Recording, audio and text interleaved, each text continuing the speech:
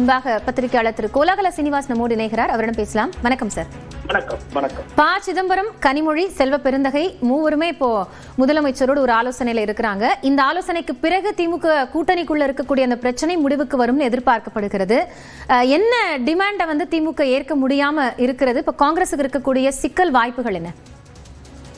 காங்கிரஸ் அவங்களுடைய உயரத்துக்கு அதிகமா ஆசைப்படுறாங்க. 41 சீட்டு ஏற்கனவே கேட்டு இருந்தாங்க. இப்போ 35வது கொடுங்கன்னு கேட்க போறாங்கன்னு சொல்றாங்க. எது உண்மை அப்படின்னு தெரியாது. இதுல கிரீஷ் சோடங்கர் ஞாயிற்றுக்கிழமை சொல்றப்போ நாங்க எங்களுக்கு 25 தான் கொடுப்போம்னு சொல்லி டிஎம்கே சொல்லி இருக்கு. அதை நாங்கள் ஏற்பதற்கு தயாராக இல்லை.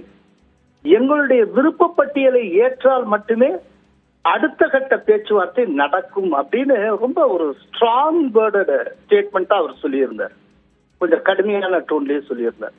அப்படி சொல்றது கூட பரவாயில்ல. அதை தாண்டி இன்னொரு விஷயம் இருக்கு. அது என்ன அப்படின்னா, தாவேகா எங்களை பேச்சுவார்த்தைக்கு அழைத்து இருக்கிறது. இன்னைக்கு இளைஞர்கள் மத்தியில தாவேகாக்கு ஒரு நல்ல அட்ராக்ஷன் இருக்கு. காங்கிரசுடைய ஸ்ட்ரென்த்தையும் ராகுல் காந்தியுடைய தலைமையையும் அந்த கட்சி அங்கீகரித்து இருக்கிறது அப்படிலாம் சொல்ற. ஆக்சுவலா இன்னைக்கும் அபிஷியலா டிஎம்கே கூட்டணியில தான் காங்கிரஸ் இருக்கு. டிஎம்கேட தான் பேச்சுவார்த்தை நடத்திட்டு இருக்காங்க. அப்படி இருக்கிறப்போ டிஎம்கேய தன்னுடைய அரசியல் எதிரின்னு சொன்ன ஒரு கட்சிய கிரீஷ் சோடங்கர் தொடர்ந்து புகழ்ந்து பேசுவதுன்னு இருக்குல்ல, இதுக்குதான் டபுள் டேட்டிங்னு பேரு.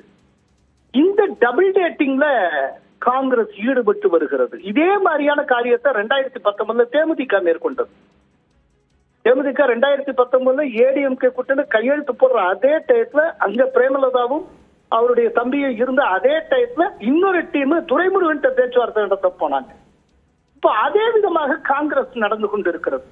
இதையெல்லாம் டிஎம்கே தலைமை சகித்துக் கொள்ளுமா, இல்லாட்டி ஒன்ஸ் ஃபார் ஆல் காங்கிரஸுக்கு ஒரு பாடம் கற்பிக்க வேண்டும் அப்படிங்கிற ஒரு முடிவை நோக்கி நகருமா, இதெல்லாம் தெரியல. ஆனா ஒண்ணு ரொம்ப முக்கியம், காங்கிரஸ் ஒருவேளை அந்த கூட்டணியை விட்டு வெளியே வருது அப்படின்னா அந்த கூட்டணியிலிருந்து 5% வாக்குகள் வெளியேறுகின்றன அப்படின்னு அர்த்தம். சோ அப்படி வெளியேறுவதை ஸ்டாலின் அனுமதிப்பாரா அப்படிங்கிறது, அதுவும் இப்ப இருக்கிற சிச்சுவேஷன்ல. ஏன்னா இன்னைக்கு என்டிஏ முன்னை காட்டிலும் ரொம்ப ஒரு வலுவான கூட்டணியாக இருக்கிறது. சாதாரண 1% டிஃபரன்ஸ் மிகப்பெரிய மாற்றத்தை உருவாக்கும். அப்படிங்கிறப்ப 5% அந்த கூட்டணியை விட்டு வெளியே போவதை ஸ்டாலின் அனுமதிப்பாரா அப்படிங்கறத பொறுத்திருந்து பார்க்கணும். ஏன்னா டிஎம்கேக்கு அடுத்தபடி அந்த கூட்டணியில் இருக்க பெரிய கட்சி காங்கிரஸ்.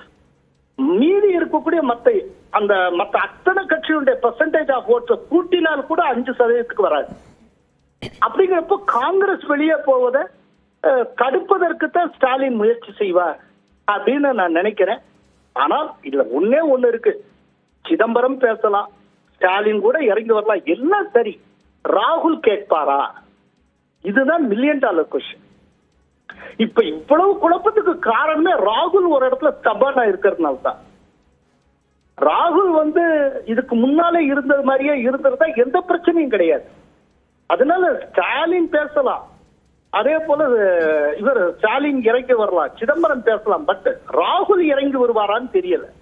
ராகுல் சொல்லாம கிரீஷ் சோடங்கர் இவ்வளவு ஸ்ட்ராங்கா பேசியிருக்க காரணமே இல்லை. அதே போல இதுக்கு முன்னால மாணிக்கம் தாக்கூர் பேசினது, ஒருத்தர் பேசி, எல்லாத்துக்கும் பின்னால் ராகுலுடைய சம்மதம் இருந்தது. அதனால ராகுலை பொறுத்து தான் எது வேண்டுமானால் நடக்கும். ராகுலுக்கு திமுக மேல ஏதோ ஒரு சந்தேகம் இருக்கிறது. அது என்ன அப்படின்னா, அண்மையில RSS தலைவர்கள் சபரீசனை சந்தித்ததாக ஒரு தகவல் வெளியாயிற்று. துக்ளக்லயே வந்திருக்கு. யாரு, குருமூர்த்தி அவர்களுடைய எடிட்டர்ஷிப்ல வரக்கூடிய பத்திரிகையிலே வந்திருக்கு. அது அவர் வெளியிட்டிருக்காருன்னா அது அடிப்படை இல்லாம வெளியிட்டிருக்க மாட்டாங்க. அது ராகுல் வரைக்கும் தெரிய வந்திருக்கிறது. சபரீசனை RSS தலைவர்களும் மீட் பண்றாங்க, அதே சபரீசன் நம்மளையும் மீட் பண்றாரு. அப்படின்னா இது என்ன நடந்துட்டு இருக்கு? இது ஒரு விதமான டிஎம்கே மீதான அதனுடைய இன்டெகிரிட்டி மீதான சந்தேகத்தை ராகுலுக்கு கிளப்பி விட்டு இருக்கிறது. அதுல இருந்தா எல்லா குழப்பமும் தொடங்கியது. இது எங்க போய் நிற்கும் தெரியல, பார்க்கணும். நன்றி திரு கோலாகல ஸ்ரீனிவாஸ். இணைப்பில் உங்களுடைய கருத்துக்களையும் பார்வைகளையும் பகிர்ந்து கொண்டமைக்காக. தொடர்ந்து செய்தியாளர் கோகுல் களத்தில் இருந்து இணைந்திருக்கிறார். அவரிடம் பேசலாம்.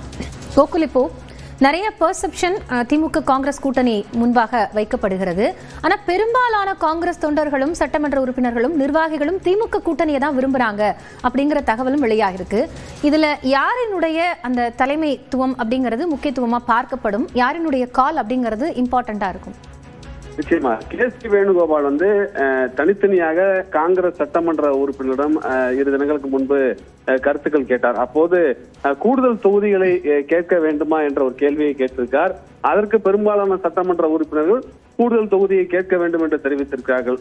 அதே நேரத்தில் தற்போது இருக்கக்கூடிய கள சூழலில் திமுக கூட்டணியிலேயே தொடர வேண்டும் என்ற ஒரு கருத்தையும் பெரும்பாலான சட்டமன்ற உறுப்பினர்கள் கே.சி. வேணுகோபாலிடம் தெரிவித்திருக்கிறார்கள். அந்த அடிப்படையில் தான் தற்போது காங்கிரசும் ஒரு முயற்சி செய்கிறது. அதாவது திமுக கூட்டணியிலேயே தொடர வேண்டும், ஆனால் கடந்த தேர்தலை விட கூடுதல் இடங்களை பெற வேண்டும். திமுகவுக்கு இருக்கக்கூடிய ஒரு பெரிய சிக்கல், தற்போது இருக்கக்கூடிய கள சூழலின் அடிப்படையில் புதிய கட்சிகள் கூட்டணிக்கு வருகை இருந்திருக்கிறது. அந்த கட்சிகளுக்கு இடங்களை பிரித்துக் கொடுக்க வேண்டும். திமுகவும் தங்களுடைய எண்ணிக்கையை குறைத்துக் கொள்வதாக தெரிவித்திருக்கிறது. அதே போல மற்ற கட்சிகள் உதயசூரியன் சின்னத்தில் போட்டியிட்ட கட்சிகள் கூட இந்த முறை தனிச்சின்னத்தில் போட்டியிட வேண்டும் என்ற கோரிக்கையை வைக்கிறாங்க. ஏற்கனவே இருக்கக்கூடிய கூட்டணி கட்சிகள் கூடுதல் இடங்களை ஒதுக்க வேண்டும் என்ற கோரிக்கையை வைக்கிறார்கள். இது போன்ற ஒரு சிக்கலில் தான் காங்கிரசிடம் ஏற்கனவே கடந்த முறை போட்டியிட்ட தொகுதிகளை பெற்றுக் கொள்ளுங்கள், அதே நேரத்தில் டெல்லியில உங்களுக்கு தேவையான பாராளுமன்ற உறுப்பினர்கள், அதாவது ராஜ்யசபா உறுப்பினர்கள் பெறுவதற்கு திமுக உறுதுணையாக இருக்கும். தற்போது நடைபெறக்கூடிய தேர்தலில் ஒரு இடத்தையும் அடுத்து வர இருக்கக்கூடிய ராஜ்யசபா தேர்தலையும் இடங்களை விட்டு தருவதற்கு திமுக தயாராக இருப்பதாக இது போன்ற ஒரு சமாதான முயற்சியில் திமுகவும் ஈடுபட்டது. ஆனால் ஏற்கனவே 35 என்ற எண்ணிக்கை வரை திமுக கூடுதலாக விட்டு தருவதற்கு தயாராக இல்லை. அது போன்ற ஒரு எண்ணிக்கையை கொடுத்தால் திமுக போட்டியிடக்கூடிய தொகுதிகளுடைய எண்ணிக்கை கணிசமாக குறைய வாய்ப்பு இருக்கிறது. கணிசமாக எண்ணிக்கை குறைந்தால் வெற்றி வாய்ப்பு இல்லாமல் இருந்தால் ஒருவேளை பெரும்பான்மை கிடைப்பதில் திமுகவிற்கு ஒரு சிக்கல் இருக்கும். அது போன்ற தேர்தலுக்கு பின்னர் இருக்கக்கூடிய சூழல்கள் குறித்தெல்லாம் திமுக கணக்கில் கொண்டுதான் காங்கிரஸோடு அந்த கூட்டணி தொகுதி பங்கீட்டு பேச்சுவார்த்தையை நடத்தி வருகிறது. ப. சிதம்பரம் ஏற்கனவே முதலமைச்சரை சந்தித்து ஒரு நம்பிக்கை தெரிவித்திருக்கார்.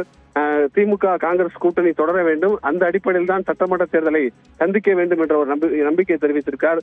பெரும்பாலான சட்டமன்ற உறுப்பினர் காங்கிரஸ் கட்சியுடைய சட்டமன்ற உறுப்பினர்கள் அதே கருத்தை முன்வைத்திருப்பதால் ஏறக்குறைய ஏதோ ஒரு எண்ணிக்கையில் இந்த கூட்டணி இறுதி செய்யப்படுவதற்கான வாய்ப்பு இருப்பதாகவே பார்க்கப்படுகிறது. இன்றைய தினம் அதிகாரப்பூர்வமாக அது அறிவிக்கப்படாவிட்டாலும் இரு கட்சியுடைய தலைவர்கள் மத்தியில ஒரு சமாதானம் ஏற்பட்டு ஒரு முடிவு எட்டப்படுவதற்கான வாய்ப்பாகவே இன்றைய தினம் இருக்கும் என்று பார்க்கப்படுகிறது. காயத்ரி, இப்போ முடிவு எட்டப்பட வேண்டும் அப்படிங்கிற எதிர்பார்ப்பு இருக்கு, இருந்தாலும் கூட நம்ம தொடர்ந்து பேசலாம் கோகுல்.